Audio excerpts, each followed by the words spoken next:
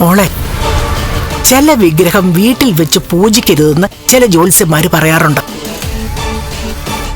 ആ നേരത്ത് നമ്മൾ അതിനെ എന്തു ചെയ്യും? പുഴയിൽ കൊണ്ടുപോയി ഒഴുക്കിക്കളയും. അങ്ങനെയെങ്കിൽ ഈ രാത്രി തന്നെ ഉണ്ണിയെ കൂട്ടിക്കൊണ്ടുപോയി അത് പുഴയിൽ എറിഞ്ഞേക്ക്. മുത്തശ്ശി, അത് പ്രശ്നമാവില്ലേ? എല്ലാരും ഉറങ്ങിയിട്ട് മതി. ആ വിഗ്രഹം അവളുടെ കൺമുന്നിൽ നിന്നും പോകാതെ നിനക്കുയർച്ച ഉണ്ടാകത്തില്ല മോളെ.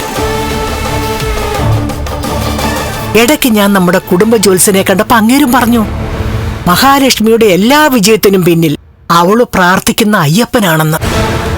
ശരി മുത്തശ്ശി, എന്നാ നാളെ മുതല് അവൾക്ക് ആ ഭാഗ്യം ഉണ്ടാവില്ല. എന്ത് റിസ്ക് എടുത്തിട്ടായാലും ശരി, ഇന്ന് ഞാനത് പുഴയിൽ എറിഞ്ഞോളാം. അങ്ങനെ നല്ല കാര്യങ്ങളൊക്കെ ചിന്തിക്കും മോളെ. ആ വിഗ്രഹം അവിടുത്തെ പൂജാമുറിയിൽ നിന്നും പോകുന്നതോടെ അവളുടെ മുഖത്തെ തെളിച്ചം നഷ്ടപ്പെടും. അവൾക്ക് എരണമില്ലാതാകും. ശരി മുത്തശ്ശി, ഇനി രണ്ടാമതൊന്നും ഞാൻ ആലോചിക്കുന്നില്ല.